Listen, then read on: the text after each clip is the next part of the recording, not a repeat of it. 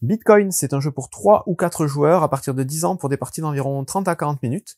C'est un jeu de pli, ça faisait longtemps, dans lequel il va falloir essayer de se débarrasser de ces cartes de crypto-monnaies, donc représentées par les cartes noires qu'on va distribuer en début de partie. Et pour ça, donc, on va jouer des plis et on va essayer de gagner ou de perdre des plis. Donc là, il va y avoir 2 stratégies possibles en fonction des cartes qu'on a dans les mains. Je vous explique ça tout de suite. Donc au niveau de la mise en place, c'est assez simple. Vous allez prendre les cartes numérotées. Donc si vous jouez à 4 joueurs, en tout il y a 5 couleurs différentes.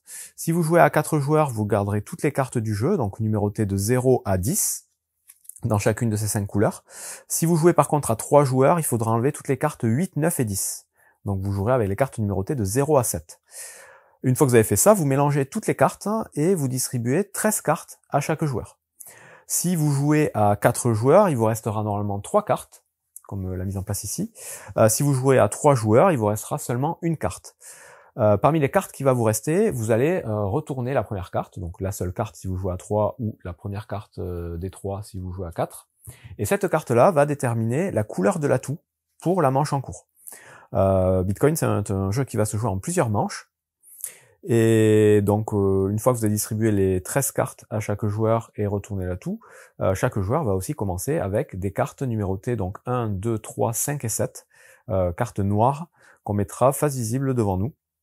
Chaque joueur va faire ça, et il vous restera normalement des cartes de valeur 1 que vous mettrez en tas au centre de la table, qui pourront être récupérées éventuellement par les joueurs quand ils se seront trompés. Une fois qu'on a fait tout ça, on est prêt à commencer la partie. Et donc c'est un simple jeu de pli must follow. Donc on va déterminer évidemment un premier joueur au début de la partie. Ce premier joueur va être le premier à jouer une carte de sa main. Donc les cartes, on peut les agencer comme on veut dans sa main. Évidemment, les cartes sont cachées. Là, je les ai mises face ouverte, mais on les garde cachées pour soi. Et donc le premier joueur va pouvoir choisir une carte. Donc vous savez que l'atout, c'est le rouge. Ça veut dire que toutes les cartes rouges vont être plus fortes que n'importe quelle autre carte du jeu. Ensuite, vous allez choisir donc une carte de votre main pour commencer, la jouer face visible devant vous, et ensuite c'est au joueur suivant, dans le sens aigu d'une montre, de choisir une carte. Et donc la règle vous dit c'est du must follow, c'est-à-dire que s'il a une carte de la même couleur que celle qui est demandée, il est obligé de la jouer. Si jamais il n'en a pas, il peut jouer n'importe quelle autre carte. C'est-à-dire il va pouvoir jouer de l'atout pour avoir une chance de gagner le pli, ou une autre couleur pour perdre le pli. Donc là, c'est le cas, le joueur à ma gauche n'a pas de violet, mais il n'a pas non plus d'atout, donc lui, il n'a pas de bol, il va jouer la carte qu'il veut, donc il va jouer celle-ci. Le joueur en face, on va dire que lui, il a du violet, donc il va jouer du violet, il est obligé de suivre. Et le joueur à ma droite, donc le dernier joueur du pli, a aussi du violet, donc il est obligé de jouer du violet aussi. Une fois que tout le monde a joué une carte, tout simplement, on va regarder quelle est la carte la plus forte. Donc, en priorité, ça va être les cartes de la couleur de l'atout. S'il y en avait eu en jeu, on aurait regardé la carte la plus forte de la couleur de l'atout. Donc la carte la plus forte rouge qui aurait été jouée aurait remporté le pli. Là, c'est pas le cas. Dans ce cas, on regarde la couleur la plus forte dans la couleur demandée, qui était le violet. Et donc là, c'est le joueur qui a mis son 10 qui remporte le pli. Donc là, il va prendre toutes les cartes et les placer devant lui face cachée. Et à partir du moment où on remporte un premier pli, on va devoir miser une de nos cartes de Bitcoin, une de nos cartes noires. Donc là, la règle, c'est que par défaut, donc on est à une valeur de départ de 0. Dès qu'on remporte un pli, notre valeur passe à 1. Et on doit au moins égaler la valeur qui correspond au nombre de plis gagnés. Donc là, on a gagné un pli, on doit au moins jouer une carte de valeur 1. Mais on peut très bien, en analysant sa main, décider de jouer une carte de valeur supérieure. Et en fait, ces cartes-là, ça va être, il va falloir faire correspondre la valeur des cartes avec le nombre de plis qu'on va gagner. Parce qu'on ne pourra se débarrasser de ces cartes, et c'est le but du jeu, que si à la fin de la manche, donc quand on aura joué nos 13 plis, puisqu'on va jouer en tout 13 cartes chacun, il faudra qu'on ait exactement le même nombre de plis gagnés que le nombre de cartes qu'on a engagées. Donc là, si à la fin de la manche, j'ai un 3 et un 5 engagés, il faudra que j'ai exactement 8 plis remportés pour me débarrasser de ces cartes. Si c'est pas le cas, je vais devoir reprendre ces cartes devant nous. Donc là, il a gagné son premier pli, il doit engager une carte, il peut engager seulement sa carte 1 s'il pense qu'il va rien gagner, et on verra plus tard, mais s'il estime qu'il va gagner au moins 3 ou 4 plis, bon, il va peut-être engager sa carte de valeur 3. Donc là, il sait qu'il faut qu'il fasse au moins 3 plis pour pouvoir l'emporter, ou même exactement 3 plis. Et donc évidemment, c'est le joueur qui aura remporté le pli qui relance, et donc là, le joueur en question va ouvrir avec, par exemple, son 10 rouge. Si on a du rouge, on doit jouer du rouge, donc moi j'en joue. Lui, il en a toujours pas, il va jouer n'importe quoi. L'autre en face, il en a aussi, et il va jouer son 5 rouge, par exemple.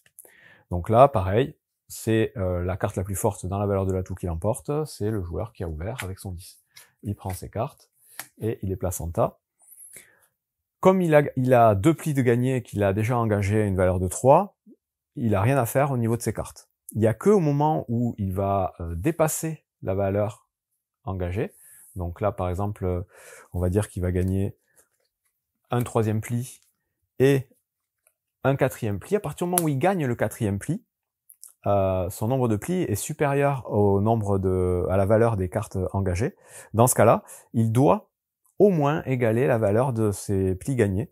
Donc là, il devrait, s'il est à 4 plis, soit il rajoute le 1 pour être à 4 pile poil et tout va bien, soit encore une fois, il peut dépasser cette valeur pour miser des cartes de valeur supérieure, donc il pourrait mettre le 2 ou même le 5 s'il pense qu'il va gagner encore 4 nouveaux plis pour arriver à 8.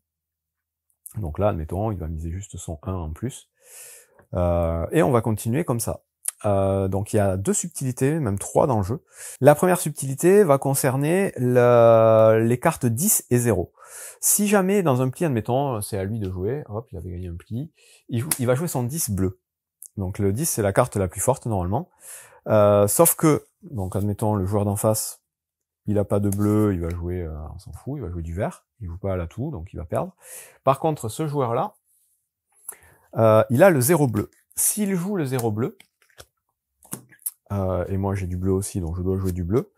À partir du moment où dans un pli, il y a à la fois le 10 et le 0, c'est le 0 qui remportera le pli, et pas le 10. Donc ça c'est valable uniquement tant qu'on joue pas de l'atout. Si par contre un joueur avait joué de l'atout, admettons le joueur en face avait joué une carte atout, dans ce cas-là c'est quand même l'atout qui remporte le pli. Et idem, si jamais il y a le 10 et le 0 de la couleur de l'atout, là par contre c'est le 0 qui va remporter le pli. Donc ça, c'est première subtilité.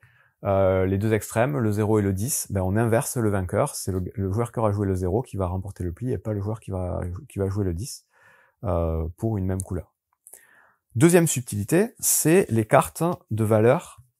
Donc ça, hop, on va dire que c'est lui encore qui a gagné son pli. Les cartes de valeur 4 et de valeur 6. Les cartes de valeur 4 et de valeur 6, vous pouvez voir que elles ont un petit icône de double carte ici. Donc là il y a des cartes de valeur 4 et ici une carte de valeur 6, pareil. Quand on va gagner un pli avec une carte de valeur 6 ou 4, donc admettons lui il va jouer ça, lui il va jouer, non c'est l'autre en face, pardon, l'autre en face, il va jouer une autre couleur, lui il va jouer un 5 et moi je dois jouer mon 4. C'est ce joueur qui remporte le pli, donc c'est la couleur demandée, c'est la carte la plus forte dans la couleur demandée. Mais comme il a gagné le pli avec une carte donc de valeur 6, il va même devoir prendre le pli qu'il a gagné et le scinder en 2. Donc c'est comme s'il avait gagné directement 2 plis en un seul tour. Et donc là, comme il a gagné 2 plis, c'est ses 2 premiers plis, il doit engager une valeur de carte d'au moins 2, donc il peut engager 62, 63, 64, 67. Dans tous les cas, à chaque fois, on n'engagera qu'une seule carte, qu'une seule nouvelle carte, à chaque fois qu'on dépassera le nombre de plis par rapport au nombre de cartes noires qu'on a engagées. Donc voilà, les 10, les 0, c'est le 0 qui gagne. Si on gagne avec un 6 ou un 4, au lieu de mettre toutes les cartes en un seul tas, on les scinde en 2, c'est comme si on avait gagné 2 plis. Dernière subtilité, c'est au niveau donc des paris, des cartes. Donc je vous dis, à chaque fois qu'on va gagner un pli, on va devoir engager des cartes. Si jamais on pense à tout moment ne pas gagner du tout de plis pendant toute la manche, c'est-à-dire qu'on analyse nos cartes en main, on n'a rien gagné jusqu'à présent, on a déjà joué un certain nombre de cartes, on pense qu'avec ce qui nous reste, on gagnera jamais rien. On peut très bien engager des cartes pour parier qu'on va faire 0 pli. Dans ce cas-là, comment ça se passe? En fait, ça va dépendre au moment où on le fait, donc on peut le faire n'importe quand pendant la manche, tant qu'on n'a pas gagné un seul pli. Et à partir du moment où on va le faire, on va compter les cartes qui nous restent en main. Donc là, j'en ai 1, 2, 3, 4, 5, 6, 7, 8, 9. J'ai 9 cartes en main. Donc, je dois engager une valeur de carte de 9. Donc, je pourrais prendre, par exemple, mon 7 et mon 2. Et quand je les engage pour parier que je vais faire 0 pli, je vais les engager de façon horizontale. Donc, les cartes, normalement, quand on gagne des plis, on les fait juste glisser devant nous de manière verticale. Quand on mise 0, on les met horizontales. À partir du moment où j'ai fait ça, il va falloir que je fasse en sorte de finir la manche sans avoir gagné un seul pli. Si j'y arrive, je vais pouvoir me débarrasser de ces deux cartes, de la même façon que ceux qui arriveront exactement à la valeur des cartes noires avec leurs plis se débarrasseront de leurs cartes. Si par contre je me trompe, c'est-à-dire si à un moment donné, tant pis, je gagne un pli, dans ce cas-là, je peux pas engager des cartes, je peux pas revenir en arrière. J'avais parié que je gagnerais 0. C'est trop tard, j'ai pas respecté ma condition, donc on va finir quand même le tour. Potentiellement, je vais même pouvoir gagner plusieurs plis. Et dans ce cas-là, quand on fera le décompte à la fin, les cartes que j'aurai engagées, je vais les reprendre. Je peux pas m'en débarrasser. Et en plus, je vais prendre un malus de une carte de valeur 1 par pli que j'aurai gagné. Donc là, j'ai gagné 2 plis. Je vais me récupérer 2 nouvelles cartes dont il va falloir que je me débarrasse. Donc ça, c'est le petit malus quand on tente de miser 0. On a fait le tour de toutes les subtilités, et donc on va jouer comme ça, à tour de rôle. À chaque fois, c'est celui qui va remporter le pli qui va ouvrir pour le tour d'après, jusqu'à ce qu'on ait vidé chacun notre main. Et logiquement, quand on aura vidé notre main, on va se retrouver dans une configuration. Donc on va reprendre l'exemple de tout à l'heure. Moi, j'avais parié que je gagnerais 0 pli, j'en ai gagné plein. Lui, on va dire, tac, qu'il avait parié qu'il gagnerait 5 plis. Et manque de bol, il en a gagné que 4, et lui, il avait parié qu'il en gagnerait 4, et il en a gagné 4. Donc, on va dire qu'on finit dans cette configuration-là. Je vais détacher un peu. Ça, c'est moi, ça, c'est lui, et lui, il a rien parié du tout, il a rien fait, on s'en fout. Donc, à la fin de la manche, on a joué toutes nos cartes, on regarde si on a respecté nos paris. Donc, moi, j'avais parié que je gagnerais 0, c'est pas le cas. Comme je vous ai dit, je reprends mes cartes ici, et je vais prendre 3 cartes de valeur 1 en malus, parce que j'ai gagné 3 plis. Lui, il a parié qu'il gagnerait 4 plis.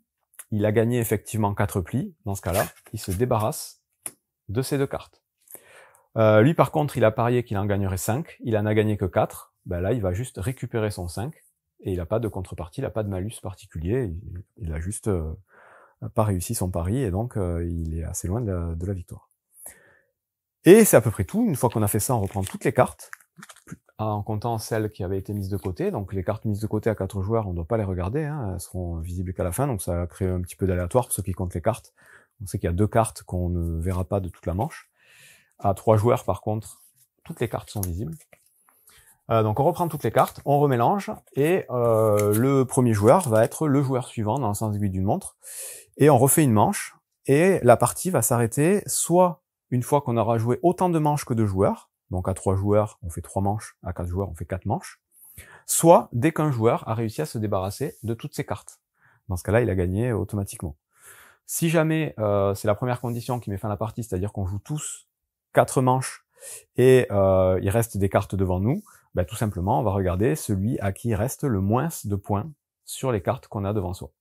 Donc là, si on finit, on va dire si on finit comme ça, le vainqueur, c'est lui, parce qu'il a plus que 1 et 2, donc il a une valeur de 3 devant lui. Ensuite, moi, j'ai 6. Lui, il a 14, et lui, il a encore toutes ses cartes. En cas d'égalité, admettons, moi, je finis à 5, et lui aussi finit à 5. On va regarder les cartes de plus forte valeur. Et c'est celui qui aura les plus petites cartes qui remportera la partie. Donc là, à égalité entre ces 2 joueurs, c'est ce joueur qui remporte la partie, parce qu'il a des cartes de plus faible valeur. Lui, il a un 5. On va regarder donc de la plus grande carte, du 7 jusqu'au 1, qui s'est débarrassé de ses plus grosses cartes. C'est celui qui sera débarrassé de ses plus grosses cartes qui sera déclaré vainqueur. Et c'est à peu près tout pour Bitcoin. Donc un jeu de plis mais assez subtil puisque chaque tour il va falloir s'adapter sur le nombre de plis qu'on va gagner. On va parier sur le nombre de plis qu'on va gagner, mais ça va être un peu évolutif en fonction de comment va se passer la partie. Et surtout, on peut essayer de parier sur le fait qu'on ne gagnera pas du tout de plis, ce qui peut être une bonne façon aussi de se débarrasser de ces cartes. Et évidemment, plus on va avancer dans le jeu, plus ça va être compliqué de se débarrasser de ces cartes, notamment la carte 7, où il faut gagner 7 plis pour s'en débarrasser, ou alors se défausser d'au moins 7 cartes. Donc voilà, pas mal de petites stratégies, et au final un jeu assez simple hein, en termes de mécanique. Voilà, c'est un simple jeu de plis avec un atout où on doit suivre à la couleur, c'est très facile. Mais c'est assez intéressant et c'est un bon jeu de plis dans cette catégorie. Il rentrerait très facilement dans le classement des meilleurs jeux de plis que j'ai fait récemment. C'est juste que bon là, je l'ai récupéré après. Voilà, si les jeux de plis vous intéressent, celui-là c'est plutôt une bonne surprise. C'est un jeu japonais à l'origine qui n'est disponible qu'en import pour l'instant. Je sais pas si une édition française doit sortir un jour. Bon jeu!